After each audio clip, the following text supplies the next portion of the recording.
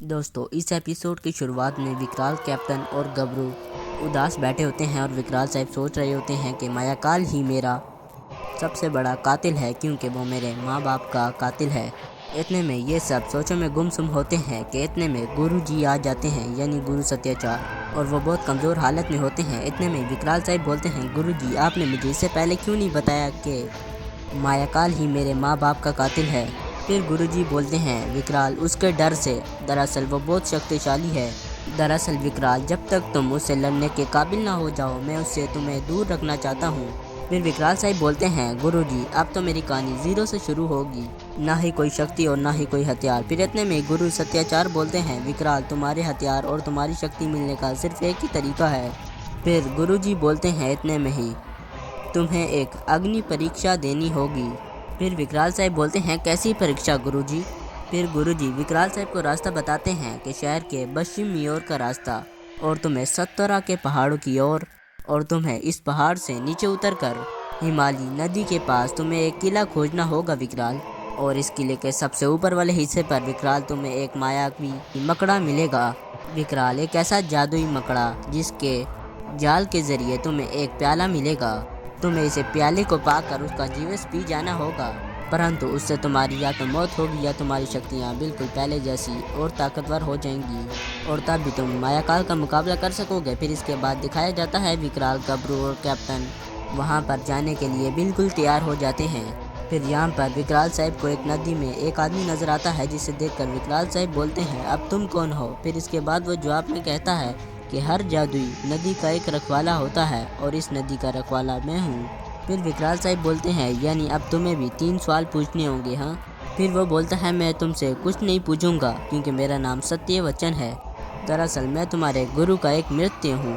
फिर ये सुनकर विकराल साहब खुश हो जाते हैं और कहते हैं, कैप्टन गबरू चलो। फिर इतने में ही वो बोलता है कि विकराल, ये परीक्षा तुम्हारी है, तुम अपने दोस्तों को नहीं ले जा सकते अपने साथ। फिर वो बोलता है, तुम्हें मायावी मकड़े तक पहुंचने के लिए 6 दरवाज़ों के 6 ताले खोलने होंगे विकराल, और हर एक कमरे में चुनौती होगी, तुम उसे पूरा करके ही अगले कमरे तक पहुंच सकोगे। फिर विकराल साहब बोलते हैं, यानी एक एग्ज़ाम में 6 क्वेश्चन पेपर्स। फिर उसके बाद वो बोलता है, मैं तुम्हारी मदद नहीं कर सकता लेकिन हाँ मैं तुम्हें राह दिखाता रहूँगा। फिर उसके बाद कैप्टन बोलता है, विकराल मैं जानता हूँ कल से तेरा मूड ठीक नहीं है, तेरे अंदर कुछ आग सी लगी हुई है, लेकिन तुझे अपने आप को संभालना होगा विकराल। फिर कैप्टन बोलता है, माना कि मायाकाल ने तुझसे सारे हथियार छीन लिए हैं, लेकिन अब भी तेरे पास एक सबसे बड़ा हथियार मौजूद है, वो है तेरा दिमाग।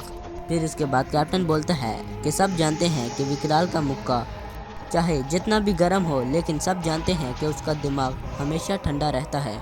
फिर इसके बाद कैप्टन विकराल साहब का हौसला बढ़ाते हुए कहता है, जा दोस्त जा। फिर इतने में विकराल साहब खुश हो जाते हैं और कहते हैं, थैंक्स, और गबरू की जानिब देखकर कहते हैं, चल हाफ टिकट में चलता हूँ और ज़्यादा मस्ती मत करना, ठीक है। फिर उसके बाद पानी का रखवाला बोलता है, विकराल तुम्हें वहाँ निहत्थे जाना है, तुम्हारे पास कोई हथियार तो नहीं ना। फिर उसके बाद विकराल साहब हंसते हैं और कहते हैं, डोंट वरी सर, इस बात का ख्याल तो मायाकाल ने रख दिया है। फिर विकराल साहब बोलते हैं, मेरे पास कोई हथियार नहीं, बिल्कुल निहत्था। फिर उसके बाद विकराल साहब उस नदी के अंदर चले जाते हैं। फिर इसके बाद दिखाया जाता है विकराल साहब पहले दरवाजे के पास पहुंच जाते हैं और उसे खोलने के बाद उसके अंदर आते हैं। जैसे ही विकराल साहब उस दरवाजे के अंदर पहुंचते हैं तो वहाँ दिखाया जाता है एक चाइनीज़ आता है जो कराटे और कुंफू जैसी चीज़ों का मास्टर लग रहा होता है, और आते सार ही विकराल साहब से लड़ाई करना शुरू हो जाता है। फिर दिखाया जाता है विकराल साहब और वो चाइनीज़ी काफ़ी देर से आपस में लड़ाई कर रहे होते हैं, और यहाँ पर विकराल साहब उसे एक टांग मारते हैं, और टांग मारने के बाद वो चाइनीज़ी एक लालटीन से जा टकरता है और लालटीन गिरती है और उसके अंदर से वो सारा तेल निकल आता है, यानी पेट्रोल।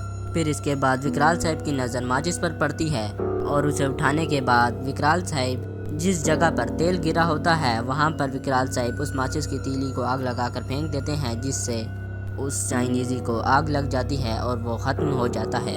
फिर उसके बाद विकराल साहब उसका हथियार अपने हाथों में उठाते हैं और कहते हैं, finders keepers and losers weepers, good bye China. ये कहकर विकराल साहब आगे बढ़ जाते हैं और दूसरे दरवाजे की जानिब चले जाते हैं, और दूसरे दरवाजे को खोलने से पहले सोचते हैं अब इसके अंदर क्या मिलेगा, और उस दरवाजे को खोल देते हैं। और अंदर जाते ही विकराल साहब परेशान होने लगते हैं क्योंकि वो एक लाइब्रेरी लग रही होती है जिसके अंदर किताबें ही किताबें होती हैं। फिर यहाँ पर विकराल साहब लाइब्रेरी में से एक किताब उठाते हैं। जैसे ही वो किताब खोलते हैं विकराल साहब के सामने एक आदमी आ जाता है और कहता है, क्या ढूंढ रहे हो विकराल। फिर वो बोलता है चाबी। इतने में विकराल साहब उस किताब को बंद करना चाह रहे होते हैं लेकिन वो नहीं हो पा रही होती। इतने में वो शख्स बोलता है मुझे खोलना बहुत आसान है लेकिन बंद करना नहीं, बहुत मुश्किल।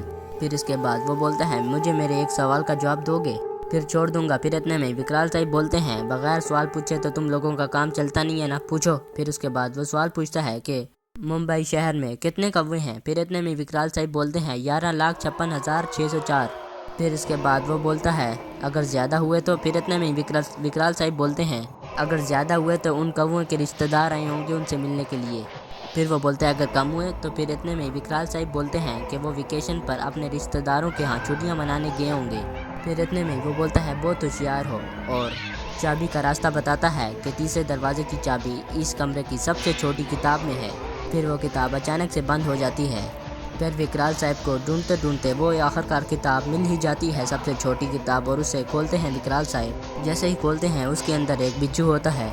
बिच्छू को विकराल साहब हटाते हैं और पेज पलटा कर देखते हैं। उसके अगले पन्ने पर एक चाबी होती है जिसे विकराल साहब अपने हाथों में उठा लेते हैं और कहते हैं अब यहाँ पर कौन सी मुसीबत छुपी है। फिर उसके बाद यहाँ पर गबरू और कैप्टन की जानिब दिखाया जाता है जहाँ पर कैप्टन कहता है काश आज विकराल कामयाब हो जाए, फिर हम आराम से माया काल से टक्कर लेकर लिली को बचा सकेंगे। फिर उसके बाद गबरू गुस्से में हो जाता है और कहता है ए लिली को बचाने का काम तेरा नहीं है, लिली को मैं बचाऊंगा। फिर इतने में कैप्टन उसे डराता है और वो गबरू कहता है जब तक विकराल नहीं आ जाता तो हम लोग गोटियाँ खेलते हैं कैप्टन। फिर इतने में कैप्टन बोलता है गबरू तू भी आ। फिर इतने में वो गबरू बोलता है जो हारेगा वो दूसरे को सोने का सिक्का देगा। फिर इतने में कैप्टन बोलता है हाँ हाँ क्यों नहीं। फिर यहाँ पर दिखाया जाता है जहाँ पर विकराल साहब गेम के अंदर आ जाते हैं जो दिखने में गेम ही लग रही होती है।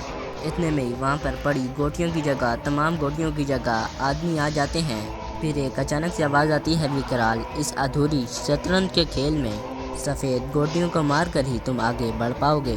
फिर अचानक से वहाँ खड़े बादशाह के सिपाही आगे आते हैं, विकराल साहब पर हमला करते हैं लेकिन विकराल साहब बचकर उन पर हमला कर देते हैं और उनको ख़त्म कर देते हैं, पहले एक को फिर आहिस्ता आहिस्ता दूसरे को भी। फिर इतने में वो बोलता है आज हम पहली बार जीते हैं विकराल, शुक्रिया। फिर इतने में विकराल साहब बोलते हैं अगर कभी भी मेरी मदद की ज़रूरत पड़े तो मुझे याद कीजिएगा। ये कहने के बाद विकराल साहब अगले दरवाजे की जानिब चले जाते हैं।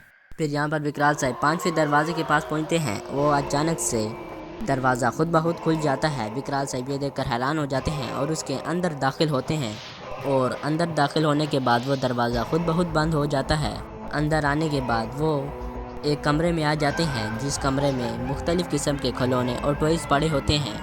ऐसा लग रहा होता है ये किसी बच्चे का कमरा है और मुख्तलिफ़ किस्म के रोने की आवाज़ें भी आ रही होती हैं। फिर इतने में विकराल साहब की नज़र जाती है कि एक बच्चा रो रहा होता है।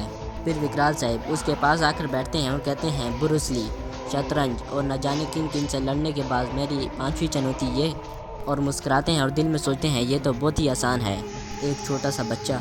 फिर विकराल साहब उस पर हाथ रख कर कहते हैं तुम कौन हो और रो क्यों रहे हो। फिर इसके बाद वो बच्चा कहता है अंकल मैं तो हमेशा से ही रोते आ रहा हूँ।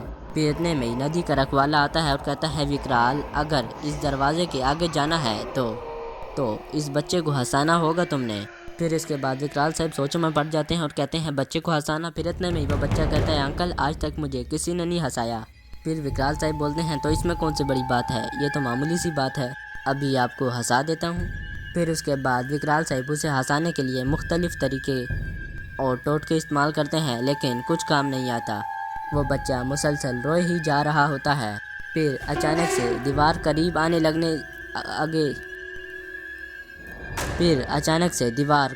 लग जाती है। ये देखकर विकराल साहब हैरान हो जाते हैं। फिर इतने में ये देखकर विकराल साहब उस बच्चे की तरफ आते हैं और कहते हैं बेटे रो मत, और उस बच्चे के पास आते हैं और कहते हैं एक दफ़ा का जिक्र है, एक जंगल में एक चींटी थी, अचानक उसके सामने एक बड़ा सा हाथी आ गया। एक चींटी ने दूसरी चींटी से कहा चल इसे मारते हैं। फिर दूसरी चींटी ने पता है क्या कहा, अबे छोड़ अकेला है। लेकिन वो बच्चा विकराल साहब के टोटकों और कहानियों से टस से मस नहीं होता। और इतने में विकराल साहब बोलते हैं बेटा हंसना, पैसे दूंगा और चॉकलेट भी। फिर उसके बाद विकराल साहब उस दीवार को पकड़ना शुरू कर देते हैं लेकिन वो दीवार रुक ही नहीं रही होती और वो दीवार को रोकना विकराल साहब के हाथ से पार होता है। विकराल साहब बोलते हैं बेटा चुप हो जा, चॉकलेट्स दूंगा। फिर अचानक विकराल साहब की जेब से गबरू की फ़ोटो गिरती है जिसे देखकर वो बच्चा अचानक से हंसना शुरू कर देता है और जैसे ही हंसना शुरू होता है वो दीवार रुक जाती है और जैसे ही वो बच्चा हंसना शुरू कर देता है, अचानक से वो दीवार आहिस्ता आहिस्ता करके पीछे जाना शुरू हो जाती है। फिर इसके बाद देखते हैं विकराल साहब के गब्रू की फोटो होती है। फिर इतने में वो बच्चा बोलता है थैंक यू अंकल। फिर इतने में विकराल साहब बोलते हैं थैंक यू अंकल नहीं बेटे, थैंक यू गब्रू। फिर इतने में वो बच्चा कहता है अंकल ये मैं फ़ोटो रख लूँ। फिर इतने में विकराल साहब कहते हैं रख ले बेटा रख ले। फिर इतने में वो बच्चा इस फ़ोटो के बदले एक बाल देता है विकराल साहब को। फिर विकराल साहब इसे देखकर कहते हैं ये क्या है। फिर वो बच्चा बोलता है आपने मुझे गिफ्ट दिया, मैंने आपको। फिर इसके बाद विकराल साहब आगे निकल जाते हैं। फिर विकराल साहब छठे दरवाजे के अंदर दाखिल हो जाते हैं और यहाँ पर विकराल साहब जाते जाते गुप्त अंधेरे में आगे मकड़ी का जाला आ जाता है, जिसे विकराल साहब पार करना चाह रहे होते हैं लेकिन वो टूट ही नहीं रहा होता। विकराल साहब कहते हैं ये कैसी बिला है। फिर उसके बाद विकराल साहब अचानक उस कीड़े को अपनी ताकत की मदद से ख़त्म कर देते हैं, जिसकी वजह से जालों पर आग लग जाती है और उस जाले को विकराल साहब क्रॉस करके आगे आते हैं। विकराल साहब को आगे एक बोतल मिलती है। जैसे ही बोतल को लेने के लिए विकराल साहब आगे जा रहे होते हैं, इतने में उसके आगे एक जादुई मकड़ी आ जाती है, जिसे देखकर विकराल साहब हैरान हो जाते हैं कि इतनी बड़ी। उसकी आंखें चमक रही होती हैं और मुंह से बिजली निकल रही होती है। विकराल साहब देखकर हैरान हो जाते हैं और विकराल साहब पर वो हमला करना शुरू कर देती है। वो अपने मुंह से आग फेंक रही होती है, जिससे विकराल साहब बचते हैं और अपने हाथ में पकड़ लेते हैं और अपने हाथ में पकड़कर विकराल साहब उस आग को उस मकड़ी की तरफ फेंकते हैं, जिससे वो तबाह हो जाती है। फिर इसके बाद विकराल साहब उस बोतल को जाकर उठा लेते हैं और दूसरी तरफ नज़र घुमाते हैं। उनको रास्ता नज़र आता है बाहर जाने का। विकराल साहब उसकी तरफ रवाना हो जाते हैं। फिर इतने में यहाँ पर कैप्टन और गब्रू खेल रहे होते हैं और गब्रू बोलते हैं चलो दूसरा गेम खेलें। फिर इसके बाद कैप्टन बोलता है नहीं गब्रू, विकराल ये अब तक क्यों नहीं आया। फिर अचानक से विकराल की आवाज़ आती है कैप्टन गब्रू। इसे देखकर विकराल यानी कैप्टन और गब्रू खड़े हो जाते हैं। फिर अचानक से गब्रू और कैप्टन देख रहे होते हैं कि आवाज़ तो आ रही है लेकिन विकराल दिखाई क्यों नहीं दे रहा। फिर अचानक से विकराल साहब की आवाज़ आती है यहाँ पीछे। फिर अचानक से वो पीछे देखते हैं कि विकराल साहब झाड़ियों से निकल रहे होते हैं और आते सार ही कैप्टन और गब्रू से आकर मिलते हैं। इतने में वो नदी का रखवाला कहता है वाह विकराल, मान गया तुम्हें, जो काम हज़ारों सालों तक कोई नहीं कर पाया वो तुमने आसानी से कर दिखाया। फिर उसके बाद वो बोलता है तुम महान हो विकराल, महान। फिर इतने में विकराल साहब बोलते हैं महान नहीं विकराल। फिर इतने में विकराल साहब बोलते हैं एनीवे थैंक्स। फिर यहाँ पर इस एपिसोड का अख्ताम हो जाता है। तो दोस्तों जिसको ये एपिसोड विकराल और गब्राल की पसंद आई वो लाइक शेयर कमेंट और सब्सक्राइब के साथ साथ बेल आइकन लाजमी दबाएं। आपका बहुत बहुत शुक्रिया।